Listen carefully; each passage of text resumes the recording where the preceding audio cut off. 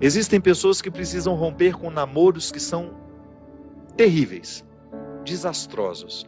Aquela pessoa só faz mal a você, você sabe disso, mas você tem um vínculo com ela, você tem necessidade afetiva, você não consegue romper aquele namoro. Então, de repente, você se encoraja, você fica com tudo claro diante de você, essa pessoa não me faz bem, eu não posso me casar com essa pessoa, porque se no tempo do namoro já está assim, imagina na época do meu casamento, depois no meu tempo de casado, vai virar um inferno pior ainda do que já é. Aí você se encoraja, motivado por pessoas que estão ao seu lado, a romper. Aí é terrível no dia que você rompe. O sofrimento é cruel dentro de você. Parece que você nunca mais vai se recuperar, que você só pensa naquela pessoa. Por quê? Porque apesar dela te fazer tão mal, você tem um vínculo doentio com ela, de dependência afetiva. Você sabe que ela te faz mal, mas você não sabe viver sem ela. Aí você começa a dar passos. A primeira semana é horrível. Você sofre, você chora, você não pode ouvir a música, você não pode sentir o cheiro, você não pode ver aquele pedacinho de não sei o que ele esqueceu lá na sua casa, que tudo aquilo é terrível. Mas de repente você começa a dar passos de libertação. É como se você estivesse andando na direção de uma terra que só vai te fazer bem. E um mês depois aquele sofrimento ficou melhor, 2 meses depois aquele sofrimento melhor, e de repente você não está nem mais lembrando. Claro que ainda existe ali um vínculo silencioso sendo desarmado, porque a dependência afetiva, ela não morre da noite para o dia. A gente precisa, é como se você fosse sufocando uma célula cancerosa com o processo da quimioterapia, sabe? Que você vai retirando a vida da célula cancerosa, que é a célula que nos mata. Aí digamos que 3 meses depois, você encontra de novo com aquela pessoa, e você tem aquela famosa recaída. Aí pronto. O castelo que você estava construindo, o chão que você tinha andado, que tinha sido tão difícil, você joga fora e você volta para o Egito, você volta para a escravidão. Você faz o mesmo que os companheiros de Moisés queriam fazer, voltar a comer a cebola, voltar a comer o alimento podre, estragado. Aí você reata aquele relacionamento, porque ele é doentio e você não cuidou da devida distância que você deveria manter. Porque quando você tem essa dependência afetiva, você tem que estabelecer a distância, porque senão você não se cura. Você tem que parar de querer saber da vida daquela pessoa, porque senão você não se cura. Você precisa parar de ficar fuçando o Facebook dela, porque senão você não se cura. Você precisa parar de ficar investigando a vida. Onde que ela foi? O que ela está? Você tem que cessar todos os pontos que podem lhe fazer querer voltar para o Egito. Porque senão você nunca vai se libertar. Aí 3 meses depois você está bela e formosa já, matando a célula cancerígena, você vai dar mais uns beijos na boca, volta àquela dependência horrorosa e o inferno retorna na sua vida. Na sua primeira semana é até bom que está tudo voltando. Daqui a pouco, minha filha, você está num inferno pior do que você estava 3 meses atrás. É assim.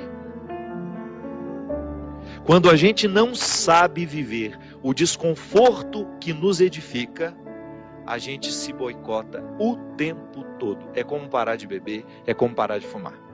Você fica sem fumar 1 ano e você comemora porque você parou de jogar aquela toxina cancerígena no seu organismo. E de repente você vai lá e acende um cigarro de bobeira e aquele vício volta como se fosse um monstro capaz de te comer inteiro. Pronto. Todo aquele sacrifício que você fez dos primeiros dias sem fumar vão para o saco. Por quê? Todo aquele sacrifício vai para o saco. Por quê? Porque você não foi capaz de viver o desconforto de renunciar. Minha gente, é impressionante como essa mão de Deus nos auxilia assim, nos fazendo conscientes do que nós precisamos romper na nossa vida. São situações que a gente precisa estabelecer limites para elas, porque senão a gente não vai ser curado nunca. A gente vai ficar eternamente doente na fila dos necessitados, chorando e mendigando um pãozinho de bondade do outro, um pãozinho de afeto do outro. Pelo amor de Deus, nós não fomos feitos para isso. Nós não fomos feitos para ficar arrastando dependentes afetivamente dos outros. A gente foi feito para amar. E o amor só tem sentido na nossa vida se for para nos edificar, se for para nos ajudar a atravessar o desconforto do deserto. Caso contrário, ele não faz sentido. Esse pseudo-amor, esse falso amor que às vezes a gente diz sentir um pelo outro, que não nos ajuda nos desconfortos do deserto. Eu preciso viver os meus desertos, você precisa viver os seus. E os verdadeiros amigos são aqueles que reconhecem os desertos que o outro precisa passar e fala: isso mesmo, vamos passar por esse deserto porque você precisa dele.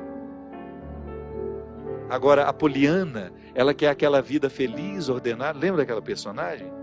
A Poliana, onde tudo era o jogo do contente, né? Para com isso.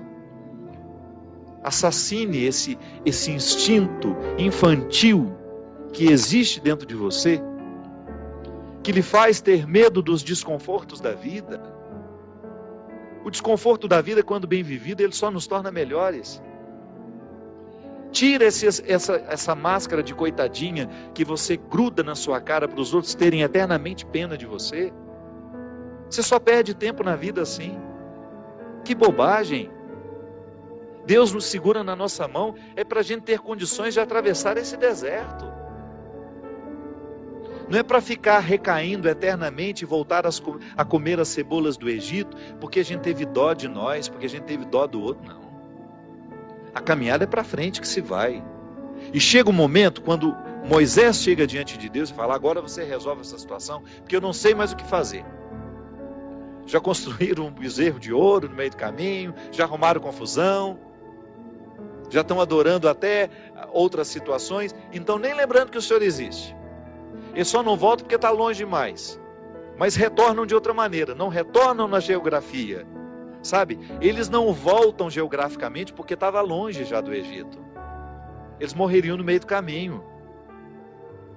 Mas não voltavam geograficamente, mas voltavam afetivamente.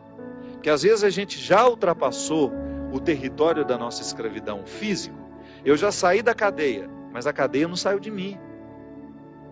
É assim que funciona. Eu já dei os passos na direção da minha liberdade, mas eu não fiz a conquista da minha liberdade. Eu não decretei a conquista da minha liberdade. Então eu fico afetivamente preso ao meu passado, lamentando as cebolas do Egito, lamentando o namoro que terminou, a situação que foi terminada, a amizade que foi traída. Então, quando Moisés está diante do Mar Vermelho e ele fica apavorado, porque agora eles não tinham mais para onde ir, ou atravessavam o mar, ou voltavam para o Egito, e o exército do faraó já estava chegando para capturá-los, o que ele faz? Ele tem uma reunião particular com o Senhor, né? Uma audiência particular de urgência. Liga lá para o secretário de Deus e fala: pelo amor de Deus, você pede para ele me atender hoje, que eu não posso mais ficar sem essa resposta. O exército do faraó está chegando. E aí ele acha que Deus iria dar uma resposta fácil para ele, né? Ia dar uma solução rápida. Não. O que Deus fala? Lembra, gente? Lembra? Corre, né? Entra nessa água. Olha que frase forte. Diga ao povo que caminhe. Eu não vou fazer por vocês o que só vocês podem fazer. Eu vou dar todas as graças para que o milagre aconteça. Eu vou fortalecer a coragem de vocês. Mas se não colocar o pé na água, se não desafiar este mar, ele não se abre. E foi o que o povo fez. Moisés à frente, certamente, cheio de medo também, né? Ai, meu Pai de misericórdia, o que vai acontecer agora? Quando ele começou a entrar, a colocar os pés na água, Deus faz a sua parte. Minha gente, a nós nem importa se isso aconteceu dessa maneira mesmo. A nós interessa é o fato de que Deus faz diariamente isso na nossa vida. Sempre que eu me encorajo a vencer os mares que me desafiam, eu estou exercendo o cuidado de Deus na minha vida. Sempre que eu me encorajo a colocar o pé no mar que me ameaça, eu estou cumprindo a parte da promessa de que Ele estará sempre ao meu lado. Você faz a mesma coisa. Sempre que você desafia os seus mares, sempre que você enfrenta os seus desconfortos, Quando você não tem medo do desconforto que lhe chega, quando você olha para ele de frente, você fala: e agora? O que é que nós vamos fazer a partir desse momento? O que você me traz de bom? O que você está me desafiando? Eu vou aqui recrutar as minhas melhores partes, porque só isso me interessa. Se o desconforto me chega, eu preciso atravessar esse deserto para poder alcançar essa parte da terra prometida que me espera. É assim que funciona. Não há uma fórmula mágica para a vida. Ainda que a gente não acreditasse em Deus, nós teríamos de viver os desconfortos que nos fazem crescer. Ainda quem não crê em Deus precisa enfrentar os desconfortos de sua história, de sua existência. Agora é claro que quando a gente acredita em Deus, quando nós acreditamos de que existe alguém superior a nós, nos capacitando para a gente fazer a travessia, um conforto a mais nos é oferecido. Por isso, baseados na experiência deste conforto que eu já fiz, que você já fez, em muitos momentos, quando essa mão de Deus cuidou de nós, e que a gente dá continuidade ao processo de caminhada, de enfrentamento. É enfrentamento, a palavra é essa. Se a gente não vive os enfrentamentos diários dos nossos desertos, dos nossos conflitos, dos nossos medos, a gente nunca vai chegar ao conhecimento da terra que Ele nos preparou.